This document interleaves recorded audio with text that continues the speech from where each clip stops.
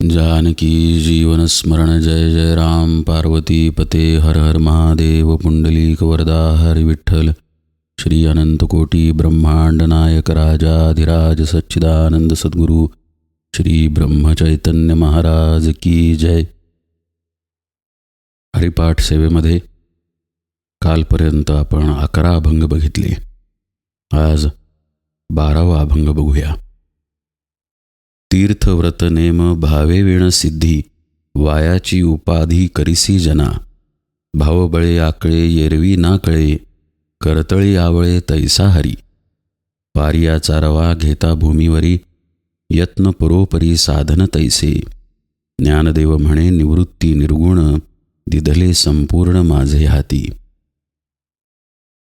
काही महत्त्वाच्या विषयांना माऊली या अभंगामध्ये सांगतात. पहिलं म्हणजे भाव. दुसरा विषय माऊली सांगतात तो साधनेचा विषय आहे.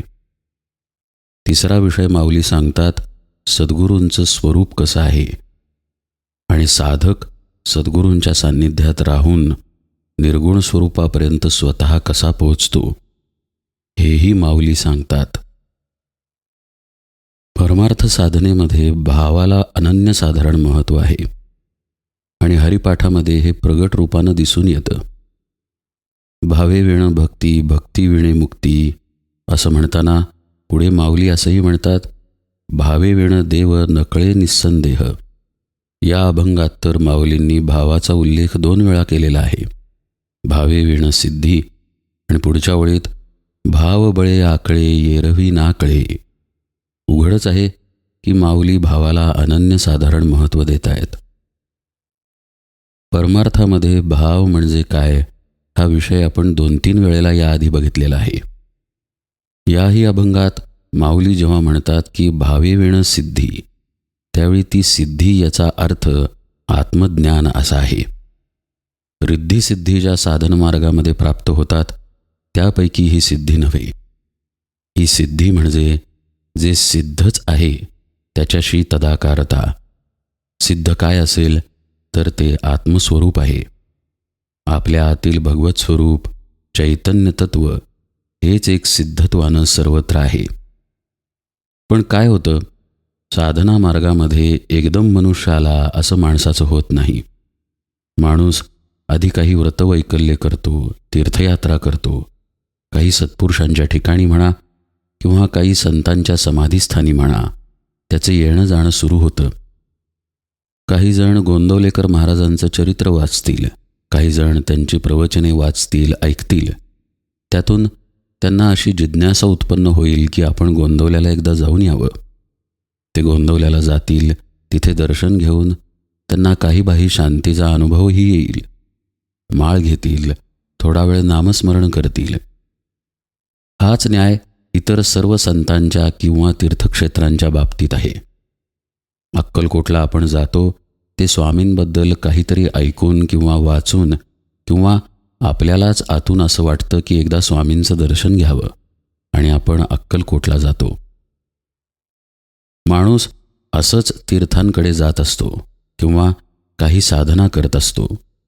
पोथ्यांची पारायणे म्हणा किंवा नामस्मरणाचे काही संकल्प म्हणा, या सगळ्या गोष्टी पारमार्थिक साधनेसाठी अनुकूलच असतात.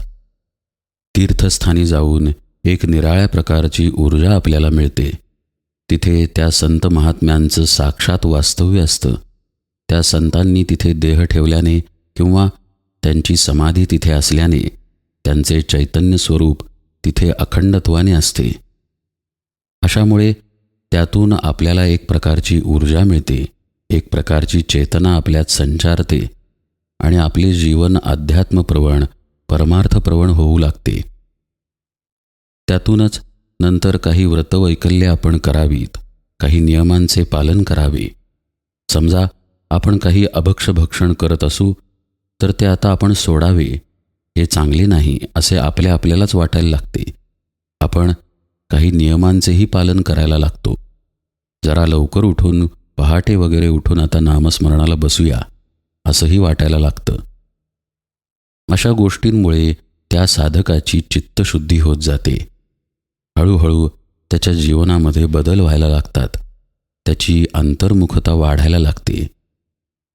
त्याचबरोबर जर तो संत वचनांचे परिशीलन करत असेल, कुठे श्रवण करत असेल, एखाद्या संतांच्या घरीही त्याचे जाणे येणे असेल, तर या साधनेच्या जोरामध्ये आणखी वाढ होते. आणि या सर्व गोष्टी आत्मज्ञानरूपी सिद्धी पदरात पाडून घेण्यासाठी उपयुक्त आहेतच. कारण या सर्वांमधूनच एक काळ असा येतो, एक भाग्याचा क्षण असा येतो की त्याला सद्गुरूंची गाठ पडते, त्याला अनुग्रह मिळतो आणि त्याचा साधन मार्ग सुरू होतो. माऊली म्हणतात, तीर्थव्रत नेम भावे वेण सिद्धी.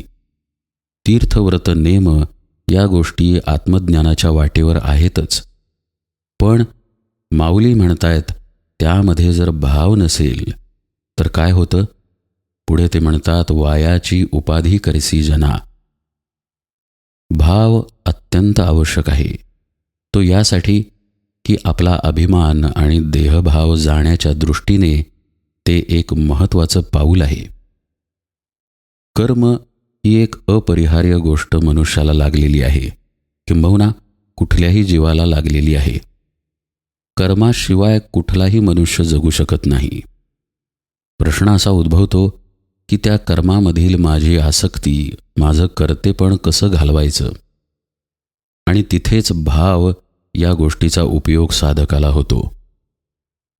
मी नामस्मरण करतोय आणि महाराज नामस्मरण करून घेतात, या दोन्ही दृष्टींमध्ये जमीन आसमानाचं अंतर आहे. पहिल्यामध्ये देहभाव आहे, तर दुसऱ्यामध्ये मी महाराजांचा आहे हा भाव आहे. समजा आपण नर्मदा परिक्रमा करतोय. आपल्याच मनाने ठरवणे आणि नर्मदा परिक्रमेला जाणे आणि सद्गुरूंनी आज्ञा दिली म्हणून नर्मदा परिक्रमा करणे, यातही असे जमीन आसमानाचे अंतर आहे. आपण कितीही म्हटले तरी आपण स्वतः जर ते ठरवले असेल तर मी ठरवले म्हणून मी परिक्रमा करू शकलो, हा भाव नकळत का होईना अंतरामध्ये राहतोच.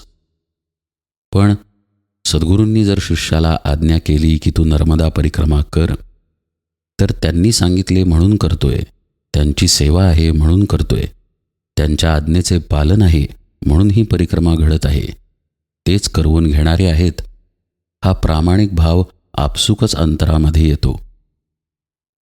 गोंदवलेकर महाराजांनी ब्रह्मानंदांना नर्मदा तीरी गरुडेश्वरला जाऊन साधना करायला सांगितली. तिथे जाऊन नामस्मरणाची साधना करावी असं ब्रह्मानंदांनी स्वतःहून ठरवलं नाही. महाराज जेव्हा सांगतात की तू तिथे जाऊन साधना कर, तेव्हा त्याची सगळी जबाबदारी महाराजच घेतात आणि शिष्याचाही तसाच भाव आपोआप तयार होतो की करता मी नाही तर माझे सद्गुरू आहेत. या भावाशिवाय परमार्थातली कुठलीही प्राप्ती कोरडी आहे, किंबहुना भाव नसेल तर मुळात काही प्राप्ती होणेच शक्य नाही. कारण जर भाव नसेल तर कायम अहंकार रूपी लोढणं मागं लागलेलं आहेच. जसं गळू पायाला चिकटावं आणि आपल्या लक्षात न यावं की आपल्या पायाला गळू आहे. माणूस चालत राहतो पण त्याच्या हे ध्यानातच येत नाही की आपल्या पायाला गळू लागलं आहे. तसंच माणसाचं भावाशिवाय होतं. आपल्या आत सूक्ष्म अहंकार आहे याची जाणीव आपल्याला असतच नाही, कारण त्या अहंकार रूपीच आपण झालेलो असतो. सद्गुरू मात्र अहंकाराच्या डोक्यावर बसलेले असतात. त्यांना अहंकार दुरून दिसत असतो, वेगळेपणाने दिसत असतो, कारण ते स्वतः परमात्म भावात स्थिर असतात. आपल्याला ही जाणीव नसल्याने मुळात आपल्याकडे अहंकार आहे हेच शिष्याला माहीत नसतं. त्यामुळे तो साहजिकच त्या अहंकारासहित कर्म करतो, त्या अहंकारासहित तीर्थ, व्रत, नेम इत्यादी सगळं करतो. परिणामतः त्याची उपाधी त्याला चिकटते. उपाधी हा विषयसुद्धा आपण पूर्वी बघितलेला आहे की माणूस स्वतःहून गोष्टी जे चिकटवून घेतो त्याला उपाधी म्हणायचं. साधकाने केलेल्या, शिष्याने केलेल्या प्रत्येक कर्मामध्ये, प्रत्येक उपासनेमध्ये त्याच्या अहंकाराची उपाधी तिथे राहते आणि ही उपाधीच त्याला सिद्धी आत्मसिद्धी प्राप्त करू देत नाही. म्हणून माऊली पहिल्या ओळीत सावध करतात की तीर्थव्रत नेम ठीक आहे, पण भावे वेण सिद्धी. भाव नसेल, आपल्या सद्गुरूंप्रती भक्ती, अंतःकरणात प्रेम नसेल, तर कुठल्याही स्वरूपाची उपासना व्यर्थ आहे. माऊली पुढे हाच विषय नेऊन म्हणतात, भावबळे आकळे एरवी ना कळे.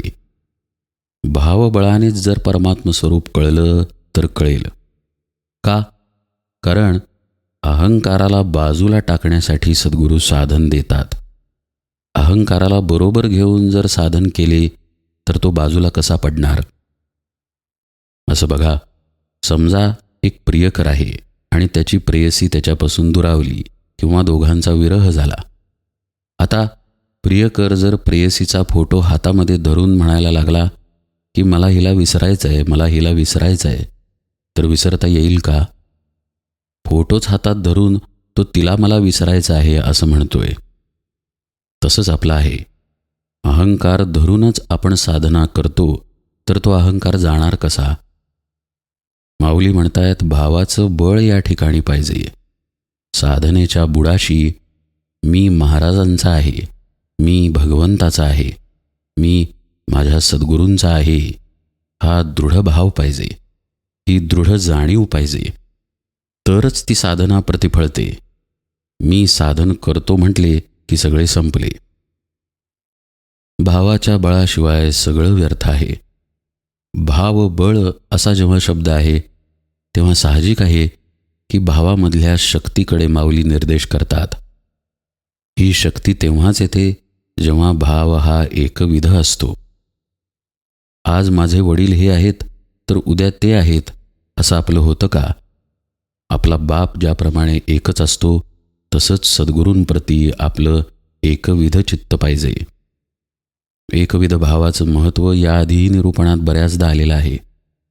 खड्ड्यांची गोष्ट पण आलेली बघा, की जर 10 ठिकाणी 10-10 फूट खड्डे खणले तर पाणी कसं लागणार?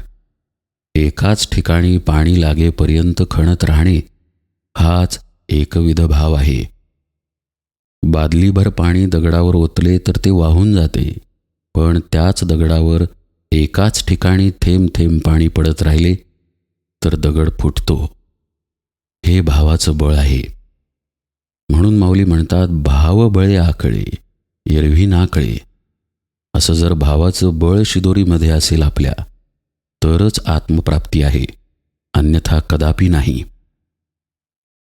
ब्रह्मवस्तू ही सर्वत्र आहे. कुठल्या एका ठिकाणी आहे आणि कुठल्या एका ठिकाणी नाही असा स्थूलाचा न्याय ब्रह्माला नाही. त्यामुळे आपला हात उघडा असला तरी ब्रह्म आहे, पण आपला हात मिटलेला असला तरी ब्रह्म आहे. पण माणूस अज्ञानाने कर्म करतो.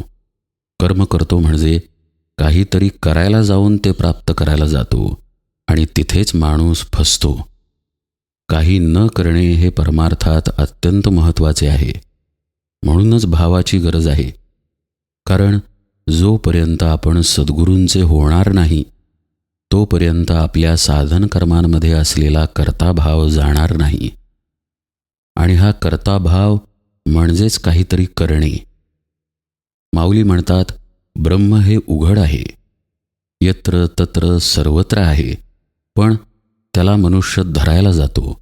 जसं मुठीमध्ये एखादी गोष्ट पकडली की माणसाला असं वाटतं की ही गोष्ट धरली.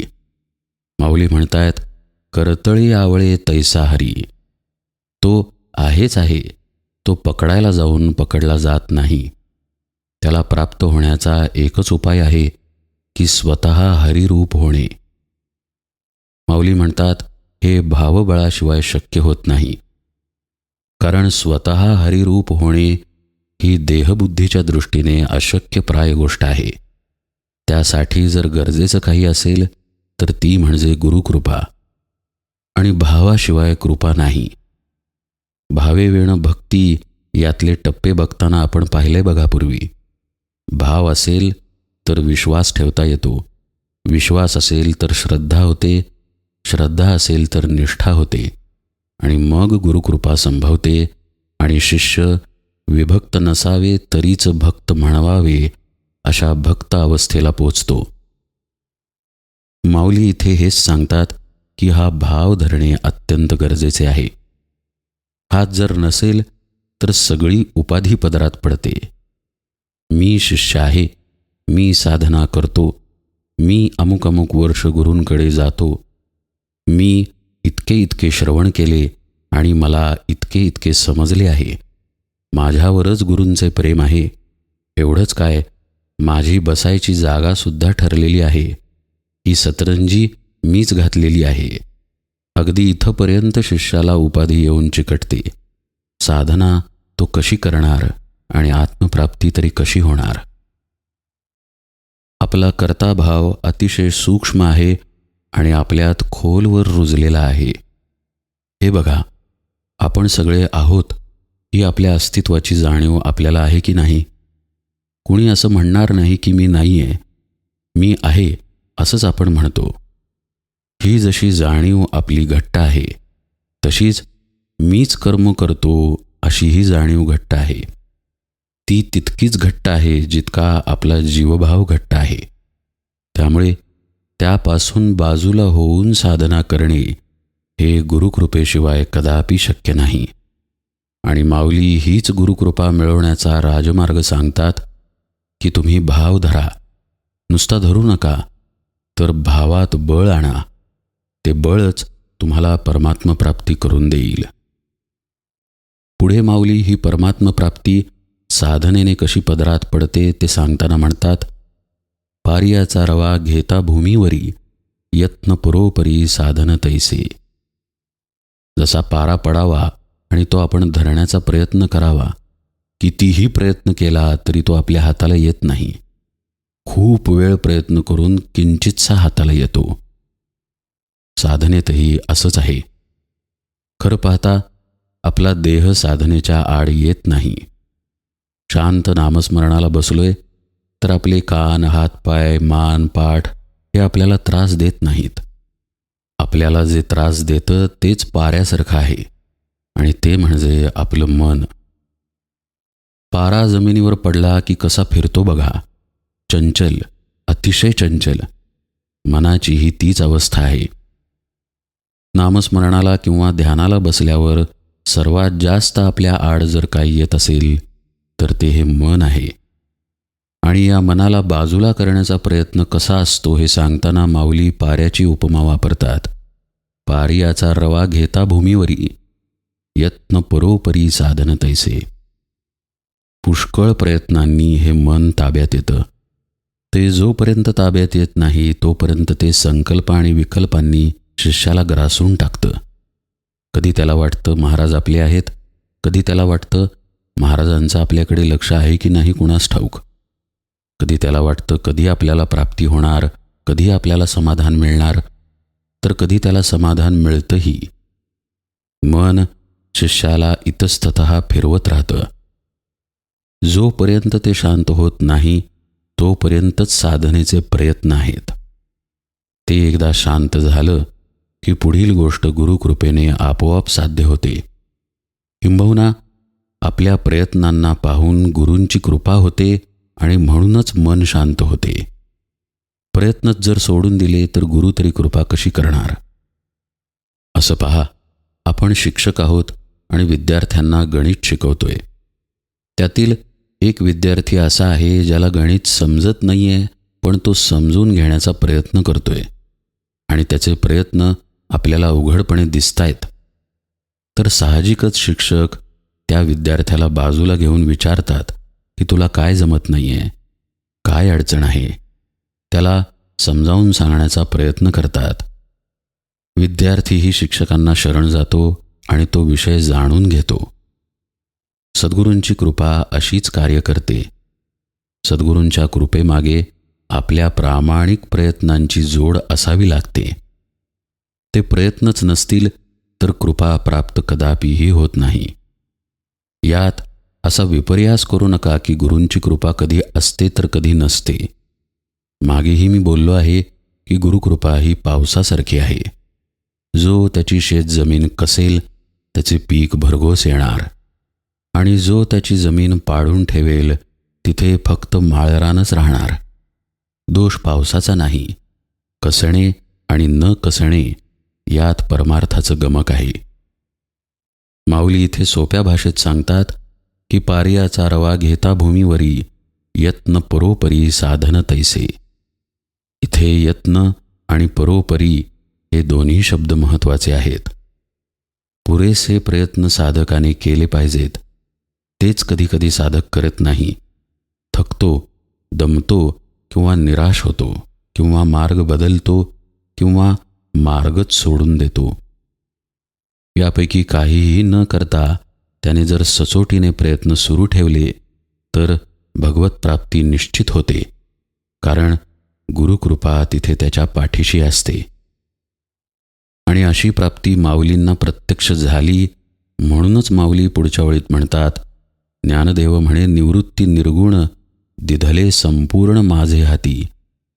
माझे हाती दिले म्हणजे ती प्राप्तीच मला झाली. मीच आत्मस्वरूप झालो. सद्गुरू महिमा माऊलींच्या अंतर्बाह्य भरून राहिलेला होता आणि तोच पुन्हा पुन्हा प्रत्ययाला येतो. माऊली फक्त तत्त्वज्ञान मांडत नाहीत. मांडण्यासाठी त्यांना ते मांडता आलं असतं, पण माऊली इथं सांगतात की सद्गुरूंमुळे मला हे प्राप्त झालं. माझे सद्गुरू कसे आहेत तर निर्गुण आहेत. सद्गुरू तत्वच माऊली इथं स्पष्टत्वानं सांगतात की ती व्यक्ती असत नाही, तर ते एक तत्व आहे. पण ते तत्व आपल्यालाही त्या तत्वरूपच करतं, हे त्या तत्वाचं श्रेष्ठत्व आहे. ज्ञानदेव म्हणे निवृत्ती कसे आहेत? निर्गुण आहेत. दिधले संपूर्ण माझे हाती. हातचं राखून काही नाही. ज्या संपूर्ण आत्मभावामध्ये सद्गुरू आहेत त्याच संपूर्ण आत्मभावामध्ये ते शिष्याला नेतात आणि शिष्याला आपल्यासारखंच करतात. ही आत्मावस्था मग अखंड राहते, त्यात खंड नाही. सकाळी आत्मावस्था होती, दुपारनंतर विषयांमध्ये होता, रात्री पुन्हा आत्मावस्था आली, असं इथे नाही. आत्मवस्तूच अखंड असल्याने ती अवस्थाही अखंड राहते आणि हीच खरी समाधी. म्हणूनच यापुढच्या 13व्या अभंगाच्या सुरुवातीला माऊलींनी शब्द वापरलाय समाधी हरीची. अर्थात तो विषय आपण यथावकाश पाहू. आज निरूपणाला इथेच विराम देतो. जानकी जीवन स्मरण जय जय राम.